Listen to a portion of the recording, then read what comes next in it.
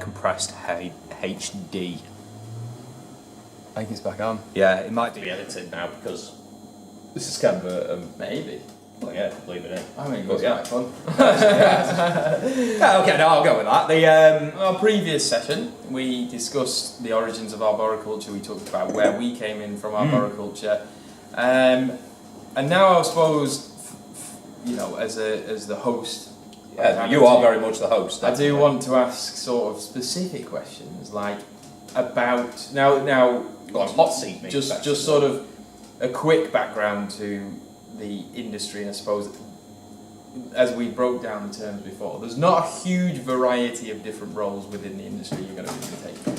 Yeah, that's the scary thing. Yeah, it gets boiled down and compressed, doesn't it? Yeah. To just a few. There's tree surgeon. roles. Well, there's groundsman, tree surgeon, practical labourer, and then there is the sort of degree level consultant, or between that, like a tree surveyor who risk surveys. That can involve railway lines a lot, or traffic, or public areas. And then a consultant works in planning and development, all kinds of areas, in all fairness. But they write your final reviews and reports on it. Yeah, but there's also, it's perhaps a rarer position, but I think probably one of the more fulfilling positions, and that's yours.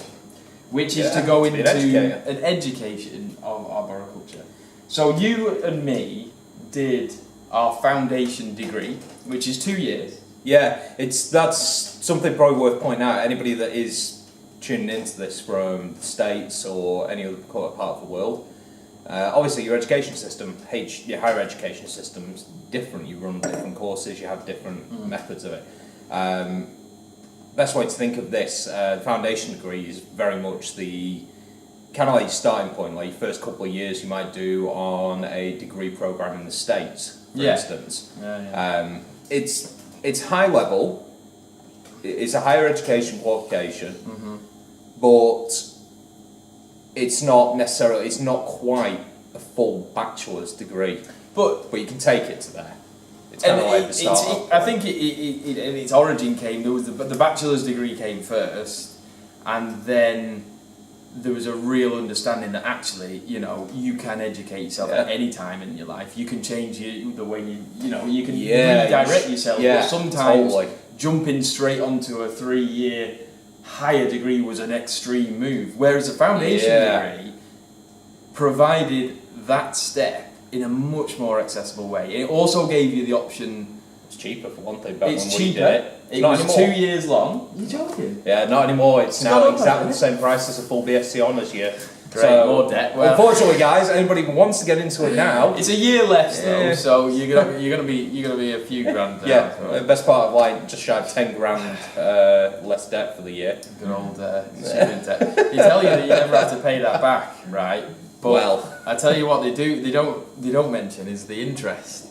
I got like a thing going through about the interest on mine. It's like 4 grand. Oh yeah, you've gained. Mine's exactly the same. I don't earn enough to pay it back yet. I earn enough to pay one of my older degrees back, but not this one. Well, I mean, I've looked at my interest, and my debts continue to increase. Yeah, mine because, too.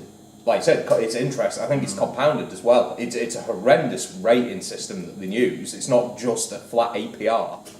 Anyway, not to dissuade people from this, but yeah. But it's the foundation degree at least gives you a slightly cheaper, between 1 year less. Yeah, and also that also opens the door then to do the next year. It's worth mentioning as well for those. When I did my foundation degree, I did not have a strong educational background in terms of a higher education or format. I had very average high school grades. Yeah, I had me too. A little bit of college education behind me, nothing major, and it was all in vocational subjects. And I had a very peculiar 1 year art degree course qualification behind me that doesn't exist anymore. It's similar to foundation degrees back when it was done. So you wouldn't believe but it. It doesn't. Right? It's long since been. One conversation with him before you never would have guessed that he didn't this is what I mean, like the fun people that come to our bar. Yeah, we're oddities, aren't we? You must be like me, like I just love absorbing information. Oh yeah. But when it came to school, where I was told what I was mentioned, I did rubbish. I did nothing. And when it came to my degree, I did well because I loved it. Yeah, because I finally was doing something I was learning. So anyway, we met on the foundation degree. Now, I went on to do the third year because I was loving it so much. I really, really was. I was loving the information so much. I got like fascinated by the science, you know, and just been you did a fascinating blown step into your dissertation with looking at well, that stemmed DNA, from wasn't it? That stemmed from that second year where we explored DNA, and I just remember thinking that's not good enough. You know, like the answer was not good. Like that world. If you ever want to get something interesting, like the world of something, but if you get there slowly from cell to, you know, little bit by bit by bit, and you just keep it simple, it's fascinating. But the point is I went on to do that. Wes would have come on to that as well, but I got poached. You got poached, to take a position that had become vacant at the college. It was very much being approached by one of my then lecturers, who's now one of my colleagues, and in turn actually my superior, my boss. Mentioned about he thought I'd be suitable for the role. He thought I was an approachable person. I was passionate about the subject. I was getting good grades on it. So he suggested, why not? Right age range, apply for the position. Long story short, I got the position. I've now got my teaching qualification, so I've now got a foundation degree in teaching, or the equivalent thereof. What's that qualification? It's Cert Ed. Cert Ed. Yeah. A lot of people on here will. A lot of people have got all the huge millions, all the millions and millions of listeners. A Cert Ed is obviously it's quite a recognised, quite valuable and highly sought after as well. Yeah, it's a requirement. If you're to teach in further education or higher education in this country, you must have a teaching qualification, and that teaching qualification is either a Cert Ed if you're undergraduate, or if you've completed, like Tom has, a BSc, you would do a PGCE. I didn't know that. Postgraduate certificate in education, rather than just a certificate in education. It's exactly the same. The course is the same that you study. The only difference being that a couple of your modules are marked at a slightly higher standard to match the level that you currently already have. So it's a peculiar qualification. It's harder. You have a slightly higher word count, and you have a couple of differences to your assignments, but it's only in some of the later assignments that you do in your second year. But the peculiar thing is your final assignment that you have to do for it is graded at a level higher than what the qualification's awarded at. So my final assignment was graded at a third year level 6 qualification, even though it's a level 5 qualification when it's done. If you were PGCE, like yourself, if you'd have done it, you would have had your final assignment graded at master's qualification of level 7, whereas you currently would get a level 6 qualification, and that's what you've got. It's unusual in the structure of it, but so that's the big and small bit. I just really liked learning about it. All this stuff got really complicated. But now you've been how long have you been 2.5 years lecturing now. So 2.5 years lecturing, and you now have your Cert Ed as of. It was as of June last year, 2018. So I was with you for a bit of that journey, and we've remained close, and I've saw so much and learned so much. So much about stress from management. you. Well, yeah, I'm like, wow, seriously, 2.5 years down the line, you feel your energy feels like you've in a sense, like you've. Confidence, man. It's all about the confidence. Well, confidence can only I reckon confidence, this is why I like apprenticeship.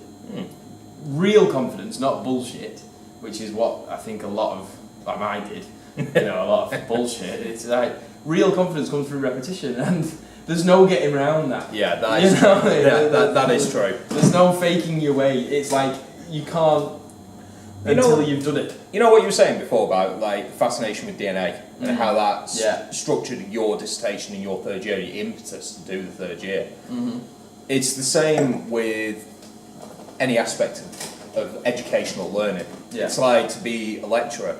I was terrified when I first started. I thought I knew the subject. I thought, it's fresh in your memory, you've got it down, you understand, there's some elements of it you're really strong with.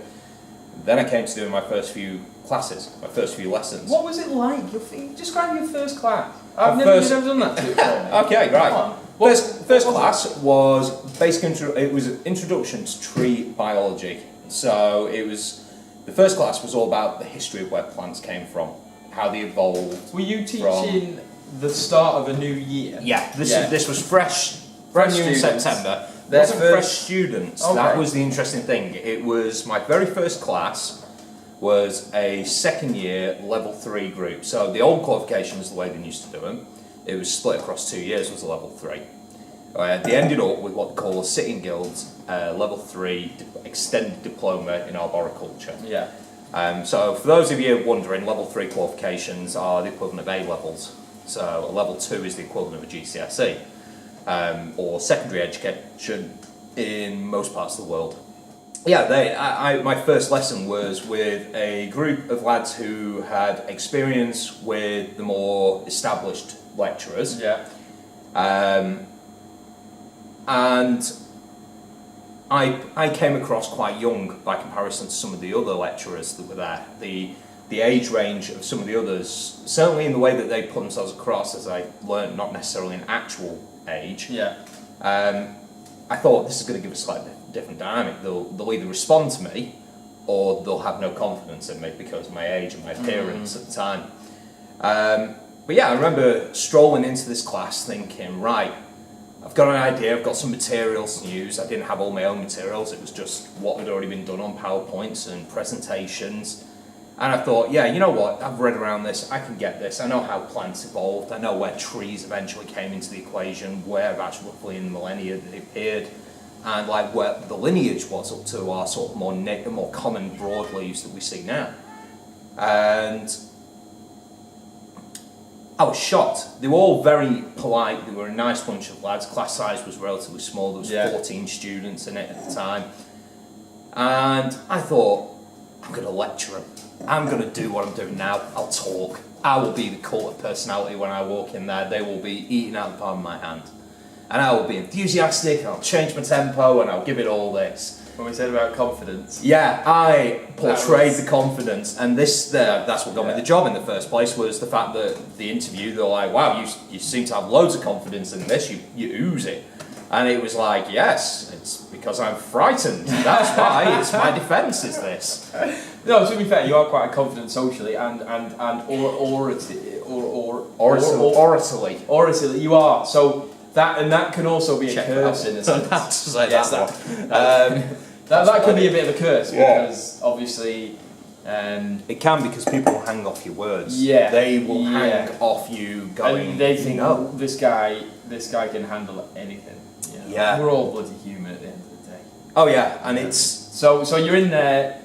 You're confident, you go to the front of the class. I introduce myself, I tell them a little bit about myself, who I am, that, I welcome to the first session. It's, my first year as a teacher, this is my first class. Yeah. And I said, okay, let's get into this, let's begin. So basically I was like, right, we'll get into this. And I asked them, so what is the plan? I got a couple of shy answers from a couple of the students. And I was like, okay, great. So, okay, where do we think trees evolve from? And then I started to carry on talking. Then I started to pick up tempo and speed. And then I was asking them questions. Then I wasn't waiting for an answer from them for the questions. I wasn't giving them time to think about what I'd just asked them or what I'd said. There was no pause. Then it was next slide. Then it was the slide after. And then all of a sudden I saw a slide that I don't remember being in that PowerPoint. I don't remember the presentation. I was suddenly there thinking, wait a minute, why have I got this particular slide here? I'm sure that wasn't there yesterday. This is a lesson in preparation, guys. Anybody who is thinking of producing any kind of a lecture for anyone on anything that they think they know the topic on, don't do it after thinking that you will be able to wing it off the cuff. I think that the driving force. That was the driving force. No matter what will happen, I'll wing it. Yeah, my driving force was I've got enough knowledge of both these people that I will be able to field any questions they ask. Interesting. And I'll be able to talk them through the notes in the lecture of what I'm supposed to cover. I very quickly realised that at level 3, they're not degree students. These are not like what me or you were when we went. We would sit there happily through a lecture being presented by a knowledgeable person who would maybe give you the opportunity for questions every so often, but predominantly they were lecturing. And we were all... It was didactic. We were older, you know, we were...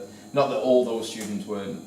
Yeah, there was a range, wasn't there? We had some life experience. Yeah, there was maturity. And we came in with maturity, I mean, to a certain degree. There's only so mature that arboricultural students will ever be. Yeah, that's so very true. And I got that down now. I teach the level that I previously studied. Having gone through that course, when I did it, it was still the 2 years, but you did a year in industry in the middle. They stopped. It was a funding issue. They didn't want to stop it. But yeah, that's very true. And there was also a lot of students not coming back. Yeah, you know, they go and get a job for a year and they don't come back. But you know that at 18, a year in industry changed my life. Anyway, it was like you can imagine young lads wanting to climb trees and chop things down. Yeah. High energy, kind of like. No fear in them. No fear. They don't. A lot of competitiveness. Yeah, it is. A tribal mentality. Very bravado, very much. Yeah, it's your typical high school mentality for most sports-induced lads. It is, sadly, it's a highly male-orientated industry. It's changing. There's a lot of promotion going towards women, and we do occasionally. We've last 2 years that taught. And technically, the first year taught did have a female student, but we've always managed to get one female student in on all the levels. Yeah. The degree tends to attract more female students. We normally end up with a couple on that. Did we have a... I feel like I'm recognising... Oh, was it just... I'm just thinking of Rachel and Amy, but they were on horticulture. Yeah, Rachel and Amy were two females, but they were doing horticulture. Yeah. I don't think we actually did have a female. I think it was exclusively male art degree. That was a unique bunch for the... Now the degree level is a completely different story. Completely different story. Oh yeah. So you've gone in, you've had this first lesson, and you've... I was being observed this first lesson as well, which was nice. Yeah, by 2 observers. 2 observers on the first day. Now, interestingly, that was great. Did you get a chance to shadow anyone beforehand? No. My introduction to education and to teaching was complete trial by fire. So it was 2 people observing you doing something you'd never done before. Doing something I've never had. I have literally, my sole experience in teaching prior to this amounted to helping out some of my fellow students with questions about Minitab, a statistics program, when we were doing that on the course. Occasionally helping each other equally with idents and making sure we understood what we'd just covered in the lessons. Yeah. And basically being a student. Yeah, being a student, a friendly, approachable student, but a student nonetheless. Student, yeah. And then for my interview, doing a 15-minute mini teach that was on risk assessments. It was worlds apart when you suddenly got to carry this 90-minute session. So what was the feedback at the end of that lesson? Feedback at the end of the lesson, to cut that sort of tale a little bit shorter, was generally that I handled it well. The feedback was positive by the 2. One was my tutor for Cert Ed, doing their first informal observation of me because she was an ATP at the time, an advanced teaching practitioner. And the other was my mentor who is the gentleman who coaxed me into the job. Yeah. I'll keep his name out of this for now. I'm sure it will come up to some later dates. It was that I handled it well. Relaxed. You could tell that you were getting a little bit nervous at points and flustered. Did you get shocked by the slides? Was one of the questions. I was like, yes, because even though I'd checked through this, I'd forgotten a couple of the slides. It's not my materials. Yep, this is what happens. It's why it's important to develop your own materials. Okay, so this was quite constructive then. Oh yeah, it was. It was very constructive. And I bet so. From their point of view, it's this guy's first time, and he has handled himself well. They're impressed. How do you think you've done? I'm a harsh critic of myself. I don't very difficult to always play myself down. It's like even if I've done something fantastically well, my answer will be, I did all right. It was okay. Wise and wherefore, that could be a low self-confidence when I was younger, and I've learnt modesty as a result. Yeah. You could Freud that up. That's a whole separate line of conversation to go down. Right. But I felt personally, I was like, I've done all right. I've survived it. This was not what I would have called my strongest lesson, or what I didn't expect to be one of my strongest lessons. I thought, tree biology, I know it enough, but it's an area that I always wanted to go back and study more and learn more about. I didn't really feel I learned it well enough to start with after the course. So that's basically. But that was my first that's ever the first experience. lesson. Yeah. And I spoke to you a few times over that year, and I saw a big amount of stress. Yeah, I'm not gonna lie, it was like hell on earth. It is a very stressful environment. It's a very stressful job. Not 24/7, you know, every day of the year. But it's a high stress environment because you've got so many things to do. It's odd. Like it doesn't. Your day doesn't really start at 8 and finish at 5. It's what I mean. Well, if it's got to be done, it starts. Yeah, it's an interesting one, and I would say, if this picks up any listeners and we do end up with more people interested in this and they want to know more, I would say post a comment and say whether you'd like the honest truth as to what teaching's like. Any educator, for any of you that go on Reddit, you'll be able to find the Our Teachers thread and just get a glimpse into what it's like. It's all true. I've got to say that Or I can give you the PC version of it where, yes, like Tom says, you do have to work around the hours. You have what seems like quite a small amount of contact time. You might do 20 odd hours, or some people don't even have 20 hours of actual contact with students in classroom time, and people think that's the job. It's not. Your contract is gibberish. I actually felt really quite bad for I was a terrible student in secondary school, awful. And to any teachers who may for some reason be watching this, I'm sorry. Honestly, after being, I know that I was a frustrated young angry man, but I now know your life was much more difficult than I thought it was. To certain lecturers, I could probably be much nicer. And much less harsh. But when you sit on that side of the fence, you don't see it. So yeah, we've what happened? We ran out of battery maybe about 2 hours ago, maybe a bit more, and then decided to have a different conversation. The conversation was going very well, but I think we made a good progress. We talked about arboriculture. We experimented with creating a video as a blog, and I think the conversation was good. And maybe it's just the first one. If even one person says I'd see another one, we'll do another, and we'll get other people to we might do it anyway. Yeah. Bill for doing this again, definitely, regardless. So, thank you very much for joining us. This was Wes Hall. And this was Tom Robinson. This is Adventure Now. Thank you. Peace out.